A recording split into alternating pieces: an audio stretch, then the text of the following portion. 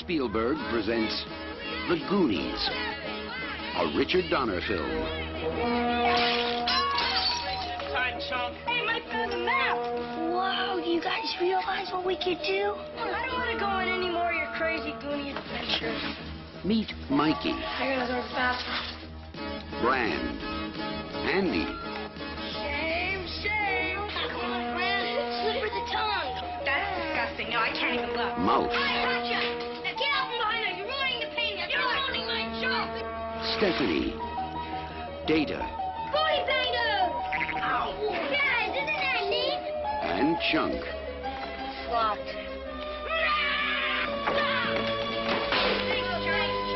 They call themselves The Goonies. They've stumbled onto a legend, but they're not alone. Chunk, I hope that was your stomach. No. That's the it. Sounds like Kong. Discover what they uncover. Rubies and emeralds and diamonds. The lost map. Oh, this started the tunnel. The secret caves. Hey, Mikey! You can hear me! Run! Run! They're coming after you! The hidden clues. Mikey! The treacherous traps. Hello, Sheriff. I'm at the Lighthouse Lounge, and I want to report a murder. Just like that last prank about all those little creatures that multiply when you throw water on them. Take the oath. They're here! Somebody's coming! Join the adventure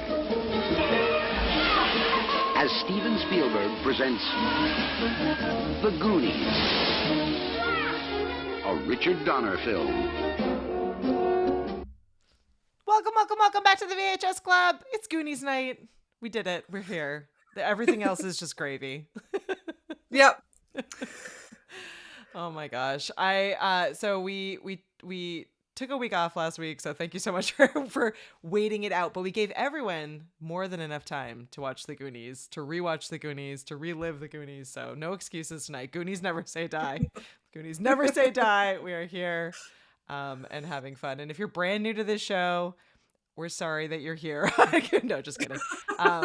We are the show that rewatches or watches for the first time movies from the 80s, 90s, and early 2000s. And we often have a live studio audience hanging out with us on most Thursday nights at 9 p.m. Eastern here on YouTube. So if you are brand new and you're listening or watching later, you can always hang out with us at 9 p.m. Eastern on Thursdays and get your comments and feedback into the show. Because I see we have Paul and Josh and Mark Pesci is hanging out with us. And we're already joking and making fun of the fact that Val probably hasn't seen it. But I haven't seen her come on yet, so she might surprise us. Anything's possible. All right, Nat, are you gonna dive into what this movie is about? I mean, we just watched the trailer, so I feel like people should at least know. That pretty much covered it.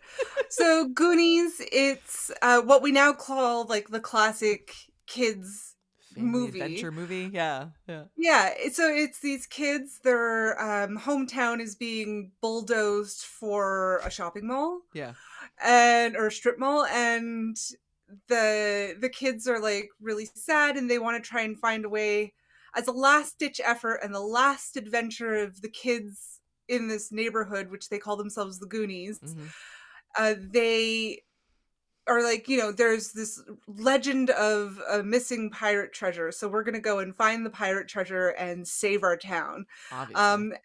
And they do. So that's, with spoilers, hijinks, they save the town. Yeah. and they find the pirate treasure. They like simultaneously there's this like gangster family, a mom and her two sons that are on the lam. One of them breaks out of jail, and they happen to be in the same town, Astoria, and they're trying to hide out. And then the kids kind of foil their plans of printing counterfeit money, but then they also discover that the pirate treasure is real, and then it's sort of like this madcap race through a booby-trapped map to get to the pirate treasure while being chased by gangsters and making new friends and having new Goonies join them along the way. I love this movie. I love it. Yeah, I love this movie. As Mark says, it's such a believable plot. It really just it happens all the time. We're always, having neighborhood kids just making lots of money by discovering hidden pirate treasure maps in their attic. That's what my attic is filled with. So again, as Pesci points out, the missing pirate treasure is the pirate treasure of the infamous One-Eyed Willie. One-Eyed Willie. Which we never noticed was a thing as a kid. Maybe raise your hand if you're watching with us live. So if you saw this as a kid, do you have memories as a kid of this being like really weirdly sexual, or is it just as adults that we're like, wait, what? Hang on a sec. A few years back, I'm rewatching this with my brother because he's a bit younger than me, and he's like, I really don't remember anything about this movie other than like you and Katie loved it, and we're always trying to come up with his inventions as a kid. Sure. Yes, and we did because of this movie, and so. And then he's like, wait. He pauses the movie, which is not something he usually does. He doesn't usually interrupt our viewing pleasure by pausing the movie to talk about something. And he's like, this whole thing is about a penis? And I'm like, Andrew! You're like, what? Where? He's like, huh. And then the kids proceed to talk about One-Eyed Willie for like the first half of the movie. It's the second word of their mouth every time. And I'm like, oh my God. And my brother is killing himself laughing. And I was like, thanks for ruining my childhood, Andrew. Yeah. So now I can't not hear that. Yeah, Josh is sorry. I ruined it for the rest of you. No, it's all good. Josh is pointing out that's what I said. Booby traps, which is like such an absolutely amazing quote throughout the movie. But also, I feel like this movie is definitely like kid Indiana Jones. Like they don't do I shouldn't say that. There have been actually a couple of recent movies that have come out over the last few years that have tried to be like in this vein, but I feel like we need to let's all set intentions. Let's manifest this. We need to bring back the like trope of 80s and 90s kid inventors, because that was epic. Yes. Like, and I don't mean like now where they're like programming robots and stuff. I mean like actual not like data level coder. building like cool things and carrying them around. Like that level of geekiness. Yes. I mean needs to like come back. Mikey. Like, so the kids all meet at the beginning of the movie at Mikey's house. And they have this whole, like, him and his older brother, played by Josh Brolin, have this whole, Sean Astin is Mikey, he's the lead. And so he has this whole thing where it's like he pulls a cord and this bowling ball goes down this ramp and and it like to open the front gate. Yeah, to open the front gate. It's like this whole game of mousetrap where this contraption is set off and all these gears are whirring, like they're kid inventors. And their friend Data is, he has a backpack with all these different things in it, and he opens his coat and there's like a boxing glove that punches out. He has his lights, grease shoes, you know, like kid inventors. And He's they always ready. had these. He is ready for an Oh yeah, adventure. for everything. He's the kid you bring along. You don't leave him at home. You know, I have to be honest because the year before this, was it Temple of Doom? Indiana Jones came out, and he plays Short Run in it. So when I was a kid, I had seen Indiana Jones first, and then when I had seen this, I was like, well, I know they're going to be fine because Short Round's in it. Like, my little kid logic was just like, he's super awesome and he always saves the day. He saved Indy, so he's going to save the Goonies. Like, he does. That was my full logic. I mean, he does several times. He does. Oh, look, candles. It's dynamite sticks. Oh my god. Yeah. Yeah, this cast is fantastic, and there's something so I don't know. As a parent now, I just like there's, and I know I'm sure every parent in every generation feels this way, but it's like, oh man, I just wish that my kids were growing up in this same vibe where there was just such a freedom. Like, kids were just gone all day. Like, at no point is this mom like, where are the kids? She's like, I'll be back later. Yeah, they're just gone. Like, and you know, there's like a point where one of the kids calls the police, and he manages to escape. He manages to escape, and he calls the police, and the police are like, come on, you call us all the time and are constantly pranking us, so we're not going to take this seriously. Just hang up. And I was just like, wow, these kids just live in a world where they just are like constantly doing shenanigans, and they're like off riding bikes and like getting covered in mud, and they're not home until the streetlights come on in the neighborhood that is going to be turned into a golf course. And I'm like, I'm into it. That was our real life though. Yeah, I'm like, Katie, I know, but it's not my kid's life, and it makes me sad. That part of it makes me sad. I'm like, when we grew up, it's like, Dad, I'm bored, go outside. Yeah. That was it. That was the one directive. And once go outside was said, you weren't allowed to stay in the house. Yeah, you couldn't ask more questions. That was it. You were now you needed to go outside. There was no. Yeah. So we'd hop on our bikes, grab the wagon, load it with whatever we thought we might need, which was never water or food.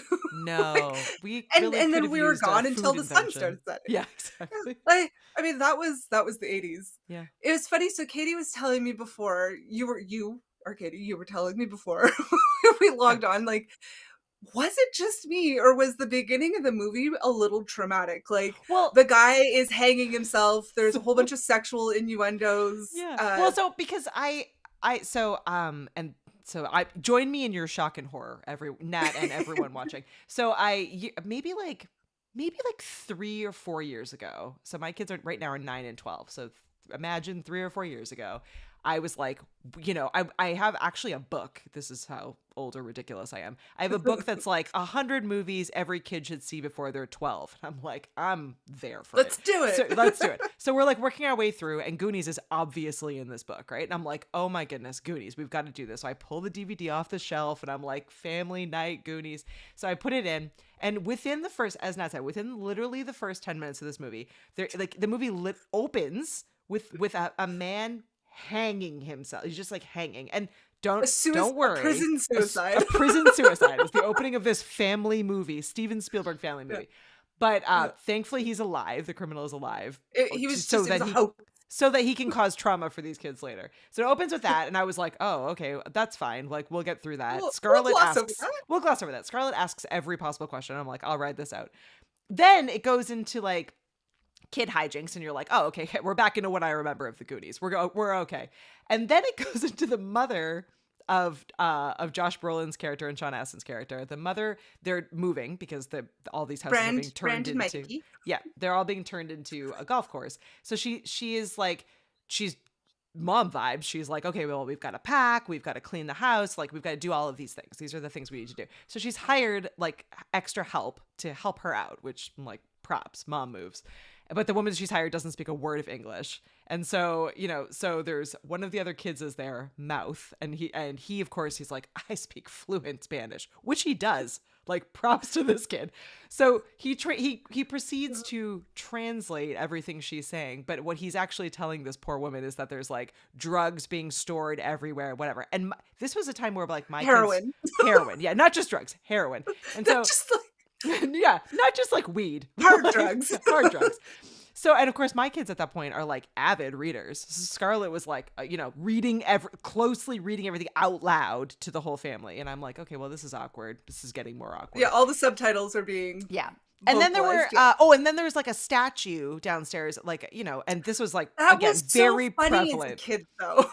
And like the statue's got like, as statues do, a penis on it. I was gonna say a giant penis. It wasn't. It's a statue, but they break the penis off. It's sort of like a Greek statue, like a Grecian statue, yeah. right? And then there's all this like conversation between the kids where they're like, oh no, that's my mom's favorite part, which is like hilarious to me now. But watching it like with my small child who was just like, what do they mean by that? What's that? Is that his penis? Why did it break off? And why is that the mom's favorite part? Yeah, they glued it on upside down. Like, now it's not going to work. She's got all the questions. And I was like, you know what? We're not going to watch this right now. We'll put a pin in this. We're going to come back to this before you turn 12. So, and then the kids in the car, the teenagers in the car, are like, he's driving and he's trying to look up the girl's skirt. I didn't even get to that point, actually. I stopped it right after the whole broken about getting penis with point. her. Yeah. And and so my opinion on that was, that's a lot of adult content. It was a lot kid. of adult content for a kid. But it was just, I didn't remember, like, and this is part of it, right? Like, I just have a bad memory, but I didn't remember or probably process any of that. Like, that was probably just like, whatever. My kids are much more, I feel like, in tune than I was as a kid, but it's probably fine. And then from that point on, it's fine. We can. Yeah. So I let Scarlett watch it this time with me, but I just waited until after that moment because A, she was doing other things, and B, it was like, then I just don't have to worry about it. But she loved it from the like 3/4 on that she watched. So it worked out this time. But yeah, it definitely, I have to it's say, got a hard open if you don't remember it and you haven't seen it in a while. You're like, oh, it's a lot. There's a whole TikTok channel, or probably multiple, where like people rewatch movies with their kids and are like, oh, I didn't remember this opening. Like, this is harder than I thought it was. I did remember that stuff, but I don't remember thinking it was as serious as we take it as adults. Like, I didn't get a lot of the like sexual I think a lot of it stuff. goes over most kids' heads. I feel like I'm my like, I kids understood are the very... penis fell off and that was funny and they put it on upside down. I didn't realize, upside down was right side up. Whatever. Yeah. I didn't. So like, there's certain things I didn't get, and it's like I understood the concept of what drugs were, but it's not something that we saw in our life. So. Yeah, exactly. Like we didn't see. Like, we grew up in the suburbs. We didn't see. Like shelter junkies on the street corner. And then and like the whole concept of the guys hitting on the girls and then wanting to have sex with them because they're teenagers, and that's teenagers, and like I knew like guys and girls get together as a kid. I didn't know what it meant, you know. So it's like, watching it as a kid, I think it just made it more for like a wider audience. Like, it made, there were some jokes that the parents would find funny that would totally go over the kids' heads, and the teenagers would think it's like hilarious, which I don't know. And also, again, we didn't have access to just like Google everything when we were kids too. Scarlett just has a lot of questions. That's always, it's like, the problem is not that I don't want to answer her questions, because I do answer her questions often, but it was going to take a long time to get through that movie at the rate that the things were coming at us. So I was like, But I will say, because I'm going to forget to say this later, so but this gives away spoilers later. So I was watching it this time with her, just her, and it got to the scene. So for our first fun fact of the evening. So the whole ship, the pirate ship in this movie, was built on set, but none of the kid actors saw it being built at all. They wanted the actors to like have a big reveal and for it to be this like really epic moment, and it is. So the kids kind of like are crawling through these caves and there's traps everywhere. It's very Indiana Jones, and so they get all the way through these caves and they see this pirate ship. And I forget what it is they actually say. They say some lines back and forth to each other. Someone in the live studio audience will tell us the exact fact of what they say. Yeah, shock and like looks awe. Of genuine awe and shock. Like, they're genuinely impressed by this real life pirate ship. So Scarlett hadn't asked a lot of questions up until this point. She was just sitting like watching in detail, as most people should. And she turns to me and she was like, this is a real missed opportunity. And I was like, so I paused and I'm like, what is the missed opportunity? And she was like, She's like, they saw that ship. They really should have said, "Holy ship." Get it? Holy ship. I was like, yeah, I get it. She was like, missed opportunity. I was like, yep, definitely a missed opportunity. That's the cutest thing. Definitely I could definitely see Corey Feldman's character Mouth saying that. Yeah. If it was a scripted moment, but because it wasn't scripted, I'm sure the kids, I mean, mind you, Scarlett's younger than they were in the movie. Yeah. She came up with that off the top of her head. Yeah. Bad parenting. That's what that says right there. Just let her watch whatever she wants. Yeah. Yeah. But oh no, it was really cute. I love that. So of the bad guys, the gangster family, they have there's like these two guys and their mom, and they're setting up this printing press to make like fake money, and they have, sorry live audience, my eyes just really itchy all of a sudden, and then I touched it, and now it's a problem. Oh no. Oh god. Okay, I'll live. Breathe through it. Do you want me to take you off screen? Are you gonna be okay? No, it's fine. Just shoved my finger in my eye a little bit, wiggled it around. I feel good now. Okay. Good. So in the basement, the kids, so to get into, like, the treasure map leads them to this abandoned house where the gangsters are hiding. And they figure to get into the underground, like, mines or whatever, where the pirates... See, I didn't say One-Eyed Willie because my brain is like, don't say it, don't say it. And now I'm like, I said pirates really awkwardly. So or One-Eyed Willie. So the penis told them this is where to go, and they're trying to find the entrance to find the treasure. They're to find the path to get to the treasure.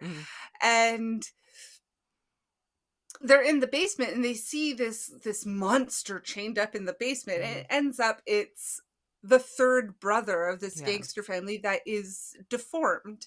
Which is probably not very PC. I did feel kind of bad rewatching it and being like, he's so lovable, and also like, I feel like he's my favorite like probably character. This is not okay, but it's okay. We'll put that aside. I mean, they made him very...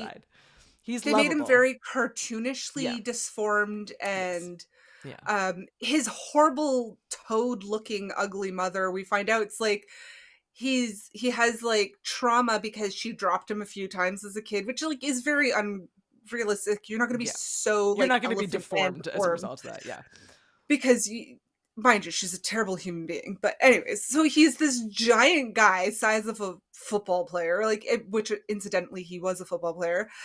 And he's deformed. He has one eye down low on his face and one high up, and he kind of blinks all slowly, and he has these cute little like elf-like ears that poke out, and I think they were animatronic because every time he got happy they would wiggle, and like it was so cute. But of course when the kids first see him, they're terrified. And Chunk, who's one of the kids, which I love him at the beginning, it's like he does the truffle shuffle. The truffle shuffle. Where he like wiggles his belly to like... I can't do that. I have the belly. Oh my god, I can't move it like that. And so Chunk, who's just like this loud, he's always hungry, he's like fumbling, he's just like a bull in a china shop all the time. And he's supposed to... When the bad guys come back to the lair, he gets out. So they're like, oh good, Chunk will save us because he's going to go call the cops. And that's when he calls the police. And they don't believe him because he's cried wolf. Nothing. Boy who cries wolf. wolf. So then he stumbles out onto the road, onto the highway, and he stops this car. He's like, don't hit me, I'm just a kid. And he's like, mister, there's these really like nefarious, like scary characters about, and I could identify them. I know it's this family, and they just broke out of prison, and and it's them. It's the bad guys going back to the house, right? So they kidnap him, which is, again, I suppose if we're talking about it in not funny ways. I mean, I think Spielberg did a really good job of setting up, like, yes, it's scary and suspenseful, but he makes it kind of funny. Yeah, like, he's not... Bad guys were so...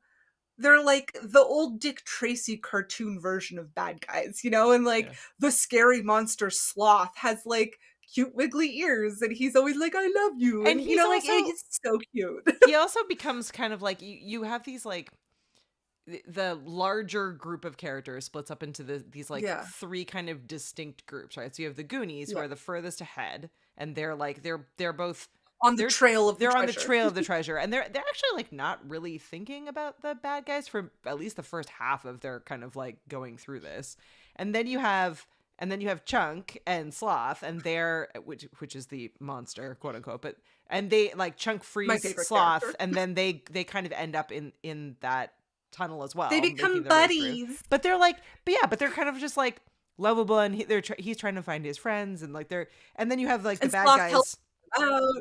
Yeah, you have the bad guys kind of at the back, but I feel like other than at the very kind of beginning of the movie, the bad guys are not really like they they're like kind of scary at the beginning, and then they're not the biggest problem. They're not the biggest problem that these kids are facing. Like there's like much scarier with like traps and things. Like the treasure map is like filled, like the path to get to the buried treasure is full of booby traps. Like like grown-up Indiana Jones, we're all gonna die style booby traps. Definitely Indiana Jones level of traps. The only thing missing was some guy pulling your heart out of your chest. And a giant stone rolling after them. Those things. Those kinds of things. There was a giant stone suspended from the ceiling. There was. Waiting to fall and crush them. That's so, true. Close. Yeah, so when Chunk first gets kidnapped and they want to know, like, who knows about where they are and did he tell anybody, like, did he rat out their location and where are the other little brats? Yeah. So they have this, like, blender, just, like... Yeah, like a regular blender. I think it was a restaurant, and it was like an abandoned restaurant, because I remember thinking... there's ice cream in the freezer. Yeah, I remember thinking, and like, maybe you also had this thought, Nat, but I was like, hang on a second, like the treasure map is from like the way back in the time, right? It's like 1700s or 1800s or something, but the restaurant like looks more modern, and I was like, was the restaurant here as like a mark on the map, because it feels like the restaurant is much newer. No, I don't think it was. I think the well was the marker, or something like that. Yeah, for a moment I was like, wait, like I think the entrance to the cave, the restaurant was built on top of, or it used to be, or it was built on top of an old mine shaft or something like that. Yeah. Okay. Sorry. So they have a blender because they're in this old restaurant. So they're threatening Chunk, right? And Chunk cracks under pressure immediately. And he tells them, I ratted you out. I called the cops. They don't believe me. This is why I don't believe me. This is my childhood trauma. He is babbling all these hilarious everything he's ever lied about and kept from anyone. Scarlett thought this part was hilarious because did I. Oh my God. The funniest of his stories, he's like, I made this fake vomit and put it in my coat. And then I went to the movie theater and I was sitting up in the balcony. Because theaters, like old movie theaters used to have like the balcony as well. Yeah. Some of the old ones in Montreal still do, like the Rialto. Don't sit under the balcony during Rocky Horror Picture Show, guys. Just sit under the balcony. Yeah. Hot tip. So to that effect, Chunk is like, crying. He's like, and I made this fake vomit and I went to the theater and then I started leaning over the banister and going, and then I threw it all over the crowd. He's like, and that was bad enough, but then he's like, then everybody in the theater started to proceed to vomit because they all thought it was vomit.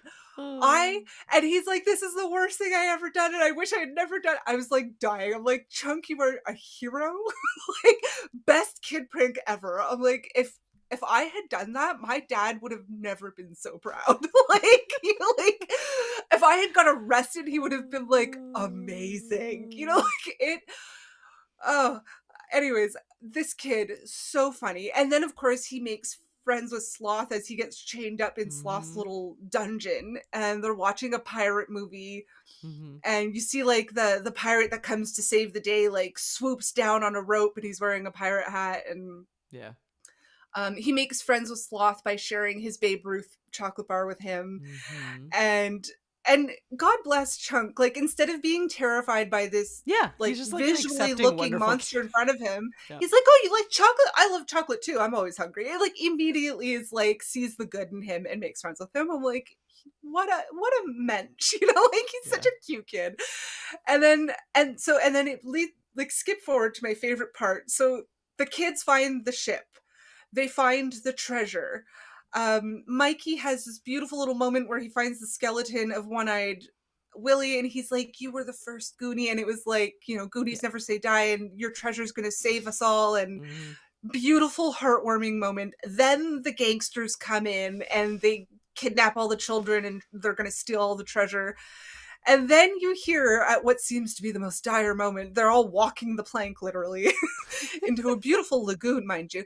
And then you hear, "Hey, you guys." Yeah. And I'm like, oh my God, I love it. And it's Sloth with Chunk, and Sloth swings on, ears wiggling with a little pirate hat on, just like he saw in his little movie that he was watching, and saves the day. And I'm like, ah. Yeah. That's the best part of the movie. It To is. me. It is To me. fantastic. That part, I did love Chunk's admissions, all of it. I think that's probably one of my favorite parts. Yeah. That part, and yeah, I do love. Yeah, I do. Yeah, I really. I just Hey, love. you guys. Josh has the same. Josh has the same thing, but I just love I love the Chunk and Sloth relationship in this movie. I think they're probably my two favorite. Yeah. I mean, Data is pretty awesome in that, like. Oh my he gosh, just- yeah. He's just incredible. And Doc Like, says, he's gonna save the day.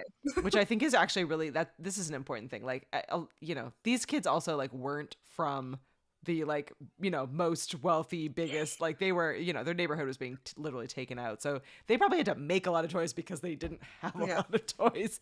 They had, but you know, they, it's, when the rubber band in our G.I. Joes snapped, we had to figure out how to fix that on our own. Like we did. Yeah. And yeah, we had to fix a lot. Like if we like that toy and we wanted to still use it, you gotta, you know, I was gonna say the most Canadian thing ever. I'm like, you have to red green it together. You know, red green, you know. Basically get the duct tape. You can fix everything with duct tape. Oh my gosh. Well, here Red Green is an old show. It is an for, old show. for It's an viewers. incredible It's an old Canadian show. Yeah, I feel like it's great. It's probably up on YouTube. It's YouTubeable. Yeah. Oh my gosh. Well, Paul and I are on the same page. We're sharing fun facts. So Paul says more than 900,000 gallons of water was used in this movie, which is insane. Jeez. Insane. I was going to share that the man who played Sloth, John Matuzak, I'm going to totally butcher your name. Sorry, John. Anyway, he spent over 5 hours in the chair every day to be turned into this character, which I know a lot of actors go through, but I just can't quite wrap my head around like having like your like face completely redone every single day would just feel crazy. He was a former football player too, which is actually kind of cool. And then and this is embarrassing for me actually, because I've just told you all how much I love this movie. So 2 embarrassing facts. 1, Dane hasn't seen this yet, and I completely thought he had all the way through. Just like assumed that I was like, everyone has seen this movie, and he had not. So now we're gonna have to make him watch it. But the second embarrassing thing is that I lived in Portland, Oregon for a while and went to Astoria many times and never ever thought to be like, oh, I'll visit the Goonie house, which is 100% real and actually there, which owned by a fan, which makes me so happy. Oh God, but yeah, never bothered to think about even. So when I went to visit you in Portland, we've been to Astoria. Yeah, and I'm thinking, I'm like, because at the end of the movie, and my brain today when I rewatched it did not click that I'm like, hey, that beach looks really familiar. When at the end you see the pirate ship like is sailing out, and I'm like, that looks so familiar. I feel like I've been there. That's impossible. No, we were totally there. It did not click. When we were younger, we were bigger movie buffs than we are now. Yeah. And it did not click to either of us that we were there and to go find the house. How did we not know that then? Just didn't even think about it. People go on treks there all the time. I have a really good friend who's actually like she does a ton of travel and has a travel agent job, and she is actually like literally planning a Goonies trip out to Astoria. And I was like, why did I not think about this at all? Put it on the list. Josh points out, which is not a fact, but is absolutely awesome. So the character Data in this movie, when the movie came out only 2.5 years before we were introduced to Lieutenant Commander Data on Star Trek Next Gen. 2 amazing Datas, actually, really, like, just awesome. Big fan of both Datas. One of my other favorite facts about this movie is that Cyndi Lauper was the director for the film's soundtrack. I just love the music her. I love her. Love her. I love her music. I love the songs. Like I love the album from the songs that she was used in this movie. Again with an iconic soundtrack. I feel like I feel like I'm not as into soundtracks anymore as I like rewatching all these movies. I'm always like, oh man, every soundtrack is like incredible. And I mean, I guess I don't just know don't watch as many how. modern movies, so maybe that's part of it. But I was thinking I had recently seen like the big film Saltburn, and that had an oh yeah, I amazing still haven't watched that. That's on my soundtrack. list. So that one. You know, as a total aside, because it has nothing to do with the VHS Club, but Saltburn. Let's talk Saltburn. So the kids of the internet the children reacted quite viscerally to this movie. They were clutching Sure. their pearls, shocked Yeah. beyond reason, horrified. They're like, I can't, what am I watching? And I'm like, have you, oh, you don't, do you not read? Have you not, like, this is very much just Brideshead revisited with a sprinkling of the talented Mr. Ripley. It's very good. Don't, like, Saltburn is actually an amazing, beautifully shot film, great soundtrack, beautifully acted. But I'm like, we've seen this before, kids, like a few times. They have not. And so it's now just they are. amazing that it's like, it's amazing that their reference is so small. And I'm like, but don't we read Brideshead Revisited in school anymore? I Maybe guess not. not. Maybe Like, not. This is an English like, major is that problem. like a uni read or a college read? Like, I don't. I think I'm maybe Probably. I feel like I read that in I feel like I read that in uni and For not sure you in read high school. Yeah, no, I know I read it, Yeah. but I'm just saying I'm trying to think when I read it. I don't think it was high school. But So maybe that's a bit of it. but- anyways, I just so there are some movies with good soundtracks, But but it is Barbie very had a few great far soundtrack, between. or at least I thought Barbie Barbie had a had a good great soundtrack. So maybe there's that. I've been listening to that one on repeat. But Yes, anyway, my- this soundtrack. all was of the fantastic. Canadian Kens were lovely in that movie, by the way. All the Canadian Kens. All the Canadian Kens. All right, so back to Goonies.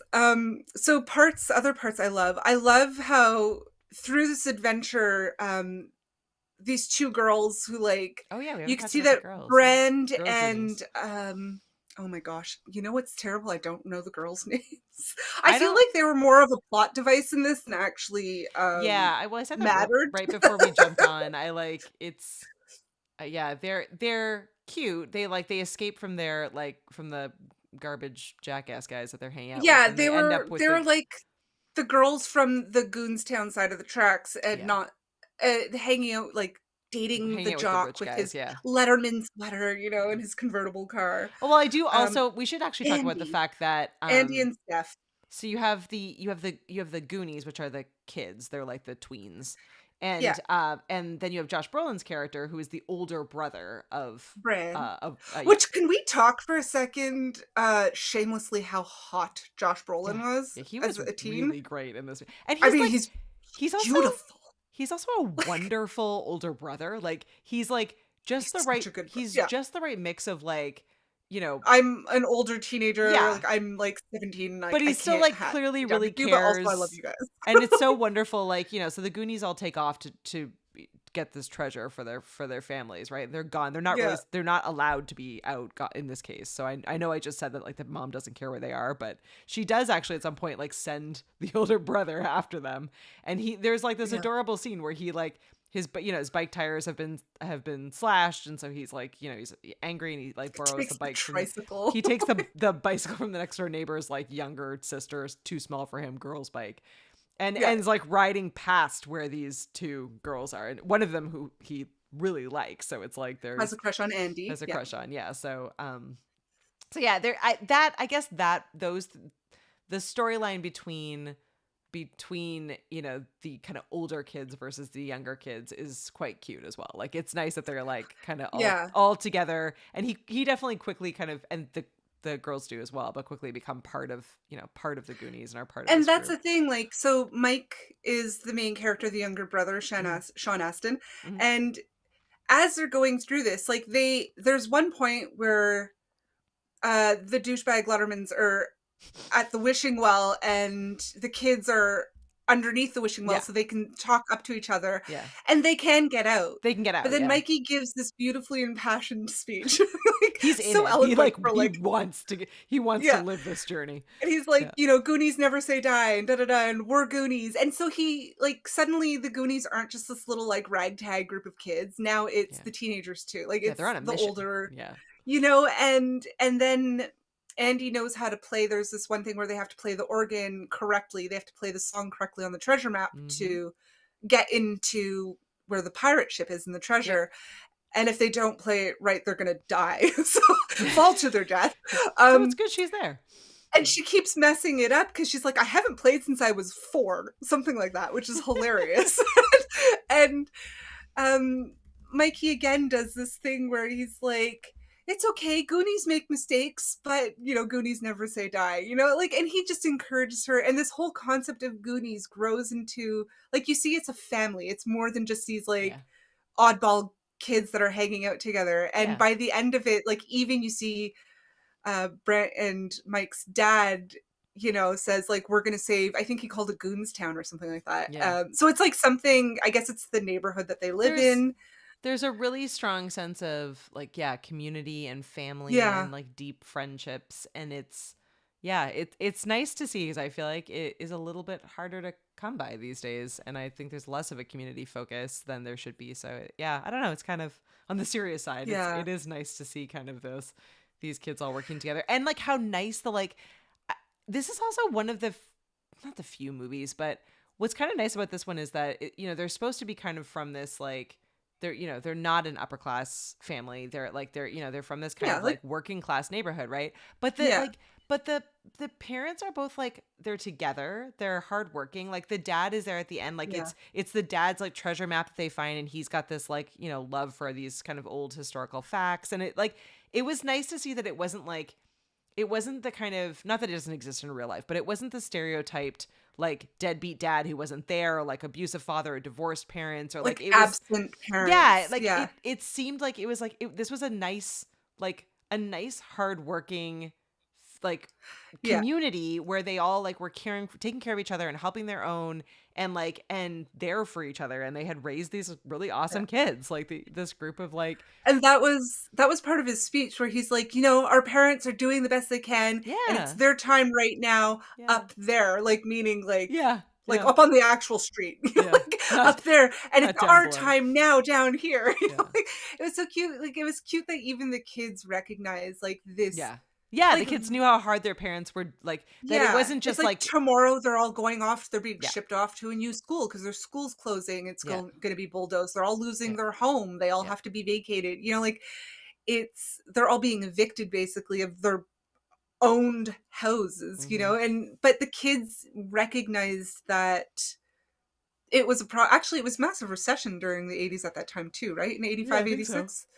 Anyway, so like the kids were very aware of the hardships and all the heart that is going into this, regardless of it being a shitty situation.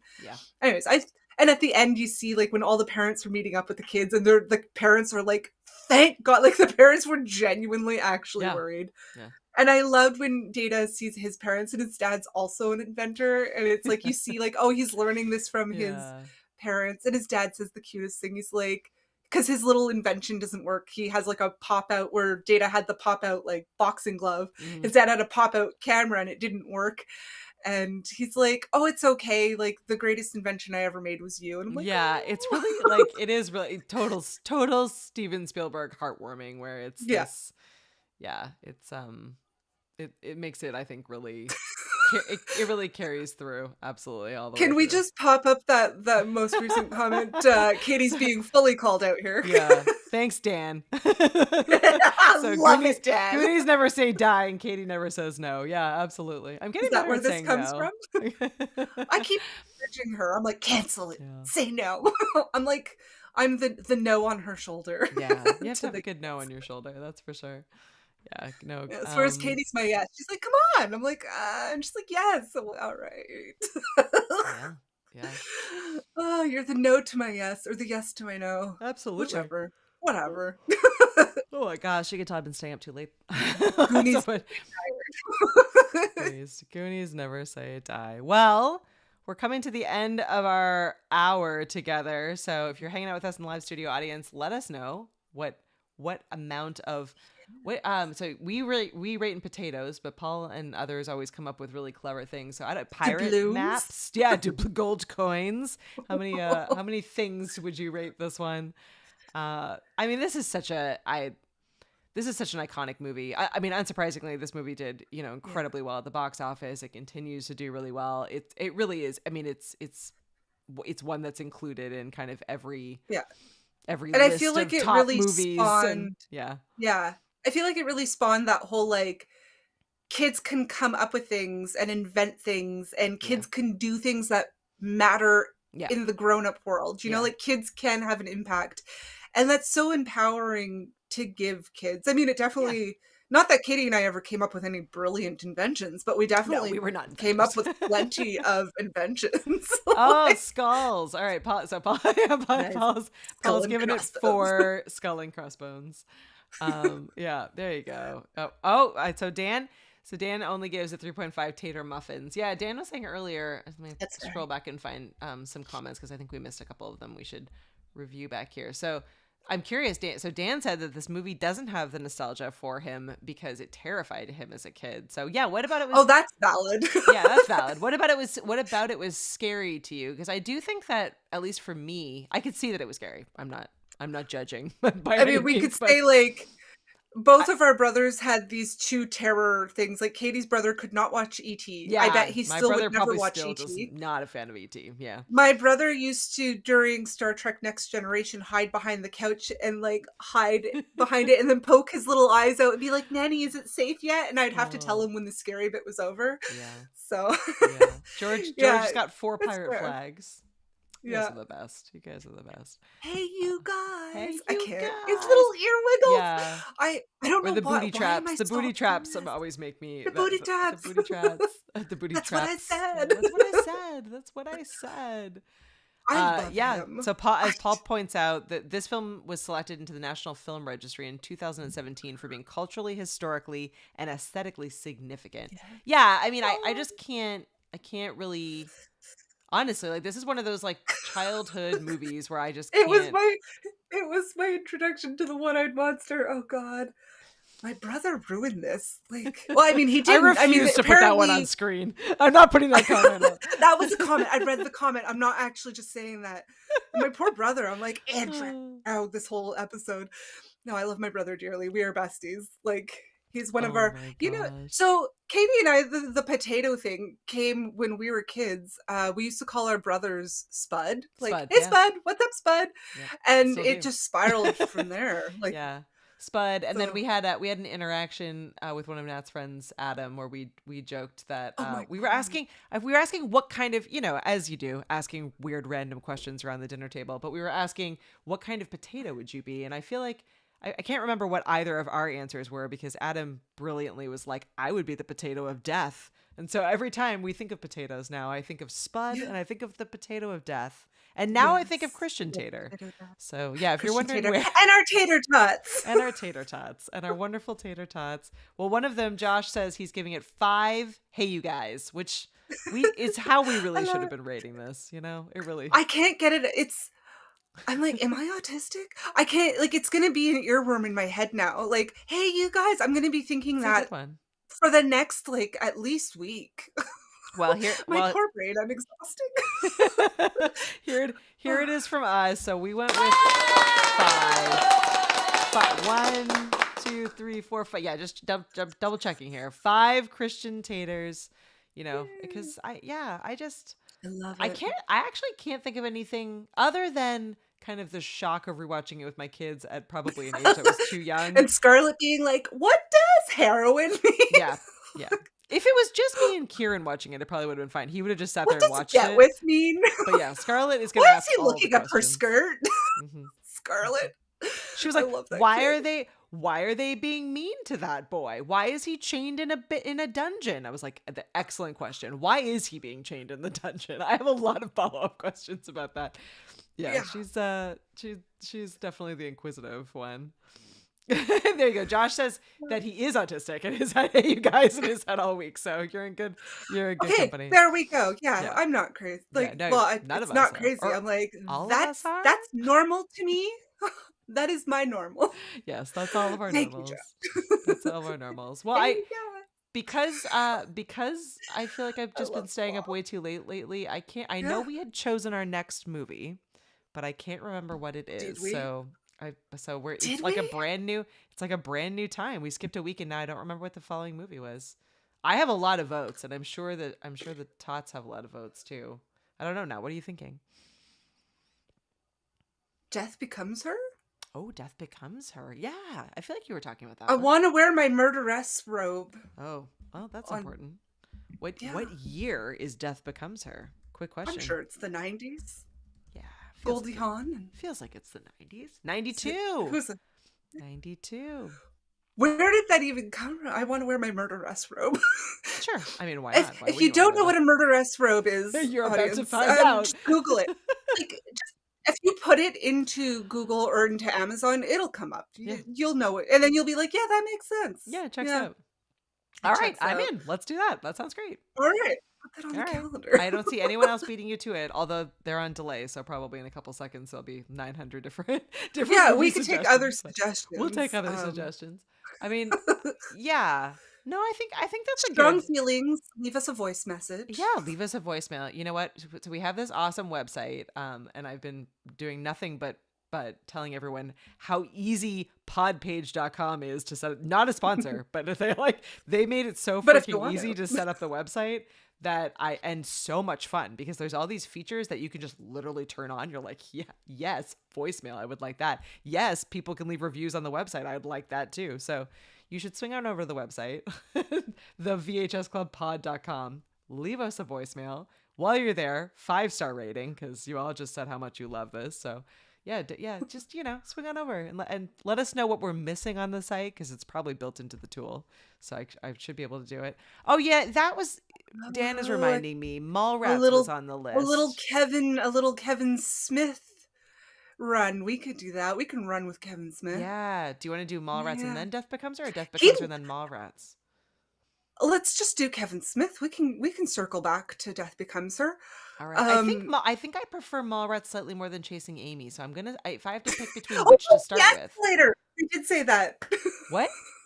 The escalator. The escalator. It's gonna get caught on the escalator. Damn Yes, kid is on the escalator again. Dan is on the ball. Yeah, Dan. Way to go, Dan. Yeah. That's it. Oh no, Yep. let's do Mallrats. First fun fact for Mallrats. Kevin Smith just loves Canadians for some reason. He does. And he's iconically directed several episodes of Degrassi High or Degrassi Junior High or Degrassi The Next Generation, whichever iteration we were at the time. Fantastic. Yeah. Yeah.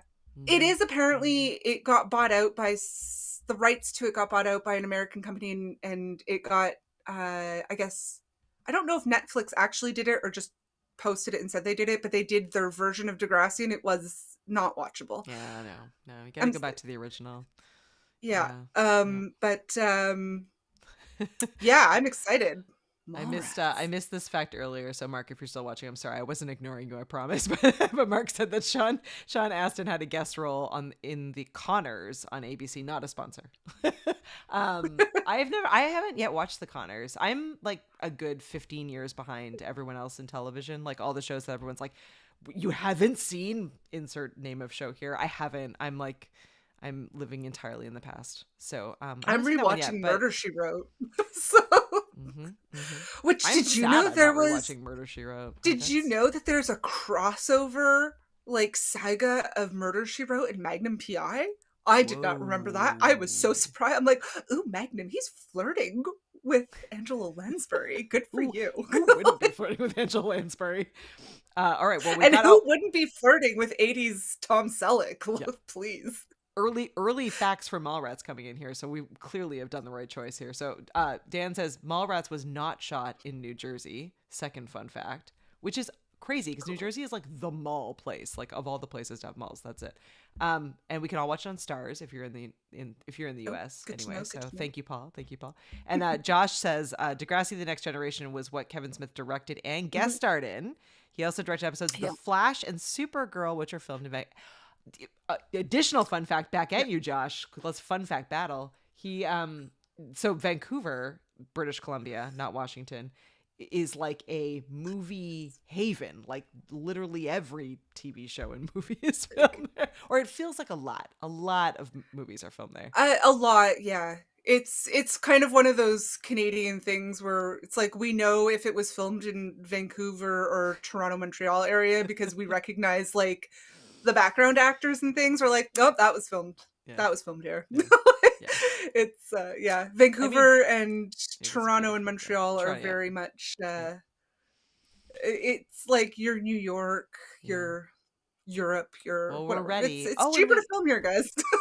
We had talked about That's it. last time. We talked about the magic eye too. So we'll have to. That'll be our fun question for next week. So everyone watch Mallrats and then come ready to answer whether or not you could see that gosh darn sailboat in the middle of the magic eye. Because I could not see any of the magic eye anything ever. Maybe now that I've just given up. Maybe now when I look at them, my eyes will be relaxed enough that I'll be able to see the whatever it is in the middle of the magic eye. Awesome. Well, we did it. We made it all the way to the end. I know we're 5 minutes early, but I'm trying very hard to maintain schedules, just so that you can really appreciate all of the awesomeness in the block of time that we have allotted. So I'm winning. I'm winning on that front. And I'm spending next week updating the studio space here at home. So maybe I'll look as good as Nat next week. I'm shooting for it, so we'll see. We realize my lighting is better only because I think the wall behind me is closer because we have the same light. We have the exact same light, and it's positioned in the exact same spot. And I don't look quite as good. And I have like a fancy camera that I just set up today. I do not have a fancy camera. It's really just. I think it's just the space. It's like half a foot in front of me, half a foot behind me. Small space. Doc is behind. And my banjo. I think Doc started late. So Paul says that he loved magic eye pictures. All right, Paul, can you see can you see the sailboat? I really want to know. So Doc's with us. He's got 5 pirate flags. Yay! Yeah, so that's a pretty awesome. That's a pretty awesome way to end it. But Doc has been back. I haven't been sharing your comments as you give them, Doc, because I feel like you're like 15 minutes behind. Did you start this episode late? I feel like you started this episode late.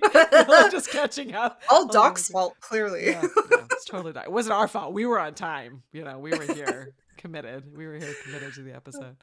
All right. Well, we will see you next Thursday. If you're hanging out in the studio audience, it'll be 9 p.m. Eastern on YouTube. If you're watching or listening later, we love that you're doing that. It's been so fun. I've been listening to podcasts on Amazon Music. I'm trying to be more adventurous with my podcast apps. And it's been really fun because I have like early access to stuff and we're there too. So just in case you're also like playing around with podcast players, we happen to be on all of them. So, just in case you want to switch it up. And you can always go to our website, which we said, to leave us voicemails. I wait every day for someone to leave us a voicemail, and yet no one has. So leave them. We could play them on the episode. It's just, it would be nice. This is me guilt tripping you as we leave this episode. Come on, Doc, leave us a voicemail. Come on, Doc. I know you want to. Come on, Paul. I know one of you wants it. Dan wants Josh. Come on. The VHSClubPod.com. Pesci, do it. Do it, Pesci. Yeah, Mark, come on. I think Mark took off. Mark was like, she didn't read my comment. I'm seeing you. I'm out of here. Well, thanks. This was such a fun rewatch, and I'm probably going to watch it again because Dane hasn't seen it. So we have to fix that immediately. Absolutely immediately. But yeah, we will catch you all next week. Time. Hey, you guys. Hey, you guys. Goonies never say die. Bye, everyone.